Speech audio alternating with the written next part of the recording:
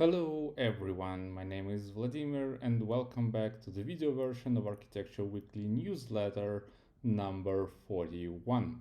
In this issue we're talking about Thoughtworks TechRadar new issue, some articles about Kafka consumer log monitoring, an article about OpenTelemetry, another one about TiDB internals, and several others. Let's go. And I start with an article about Kafka consumer log monitoring.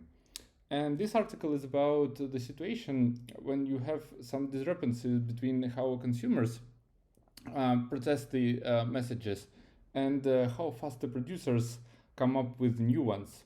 The difference between those values are called consumer lag. And if you have a real-time system, then the more the lag, the less useful are your data. So you want to monitor this consumer lag. And in this article by Sematext, they suggest a solution how to monitor for this lag and what to do to reduce it. So check it out. Speaking about message delivery and other things, so last week I shared an article about outbox pattern, and this week I continue the topic with an article about the deduplication strategies. You know, the idea of achieving exactly once delivery of the message is usually implemented with the thing called idempotency. So like you're trying to assign an ID to an every particular request and then show if you have already seen this ID, and if you did, then you just discard the message. But in the big distributed systems, this approach can cause their own troubles. Like if you have billions of messages, you need to store all those IDs. So you start rotating them and so on. And this causes some other issues. So this article goes through those details and suggests, some solutions. Okay, next one is an article by Uber. And they're telling about their Presto clusters, which is used for big data processing. In Uber, they run like 500,000 queries every day. Some of them are like real time, some of them are scheduled, but they face a lot of performance issues because the scale is big, and they introduce several measures to improve this performance of their big data clusters with a Luxor cache library. I hope I pronounced that well. And there are several considerations how they map data files, how they introduce consistent hashing for nodes, etc., etc. So follow the article. Next one is the Thoughtworks technology radar. And I bet you know what this is. So basically Thoughtworks publishes the technology radar every once in a while. And this is kind of a guide what to do with new technologies. So which one you might want to adapt, which ones you want to trial, and which one you want to hold, basically stop using, right? And it considers the tools like libraries or other tools, techniques, programming languages, and so on and so on. So in this new article, what I want to for you to pay attention to an adoption of the trial of Camunda, Svelte, and Kotlin Gradle DSL. I'm a little bit surprised about threat modeling just finally received the adopt verdict. I really thought it was like several years already. So yeah, check out the full radar later. Okay, cool. Next one is the dynamic security testing in CI/CD pipeline. And I think you saw that I frequently include the articles about security things. And this time, this is an article about dynamic security testing, basically the technique when you don't scan the code of your application, but you try to run the application and literally hack it with some incorrect queries, with SQL injections, with code injections, and so on. And the article is about introducing the dynamic security testing tools earlier in your CI/CD pipeline, because as early you can discover some security problems, the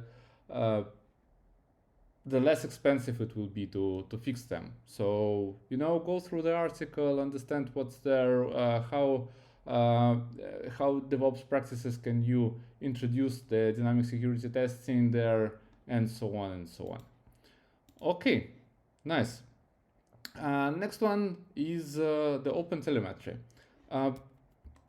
In the previous issues, we already talked a lot about observability and different tactics for that and different tools. And this time, I want to share the OpenTelemetry overview. So this is a kind of a standard or observability framework that allows you to gather the monitoring data independently of the agents that will collect and process this data. So basically, if you follow the OpenTelemetry APIs and standards, you can switch those tools without any changes to the application. So please go through the overview, understand what SDKs are there, what is the architecture for this approach is, and so on and so on. So yeah.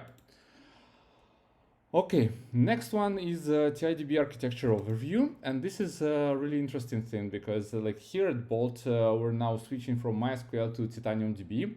First of all, for the ability to scale, and second one is for storage efficiency. So for our data loads, we discovered that usage of TitaniumDB can occupy as less and 10 times smaller than MySQL. So that's really great. TitaniumDB is a kind of a hybrid database between OLTP and OLAP workloads. So it tries to do it together. I'm not sure we're using TitaniumDB for OLAP payloads, but we definitely do for OLTP. And this is the article about how TiDB is architectured, right? So what is the TiDB server, what's the TiKV, and how it all works together. I hope you find that useful. Okay, and the next one is a video about different flavors of the distribution transactions. So Martin Stefanko demonstrates what is the distributed saga is, but I think you already know that because I included several articles before on sagas. But in this video, he demonstrates how the saga can be implemented in Java microservices with a single library that will help you to provide the necessary context for the saga, and how the library can automatically handle the rollbacks and errors for your saga as well. So I thought that was pretty cool. So even if you're not using Java, you might find the concept very useful and maybe implement it in your own framework or programming language. Okay, cool. Next one is a list of foundational distributed system papers. And I think you saw previously the articles that I linked by Murad. He writes very detailed reviews on the different distributed system papers. And in this blog post, he shows different articles that you definitely should read if you want to understand very well the distributed system. So it's about time and state in distributed systems. It's about consensus algorithms, about distributed algorithms, about cloud computing, and so on and so on. So I plan to go through this list of papers eventually and maybe make an overview for you. So yeah, please leave some comments if you really like to see that content, so that I know that this is interesting. Okay, next one is and actually the last one for today is the failure types. So there's a guy called Dominic Torneau, and he has his own newsletter, like a weekend reading or something like that, where he includes different articles. And occasionally I include those articles in my newsletter as well. And this time, Dominic shared his own articles about failure types and how the failures in a software system can be seen from two different perspectives. So first one is special, and a second one is a temporal thing. So when he means special, he means that it can happen at the application level, right? Whatever it can be, or at the platform level. And you can adjust the border actually. Another dimension is the temporal dimension. So there are like transient, intermediate, and permanent bugs. I mean failures. So transient can disappear, and for permanent issues, once they happen, they don't go away, and you need a manual intervention for that. So follow the article for more details. It is a very interesting read, and thank you very much for attention. If you really like the newsletter and the work I do, please consider helping me to do that on at Patreon or Boosty. If you don't have such an ability, you can just leave a like, subscribe to the channel, and share it to other folks. Or leave a comment with a feedback, what you want to see on the channel. Thank you very much, and see ya in a week.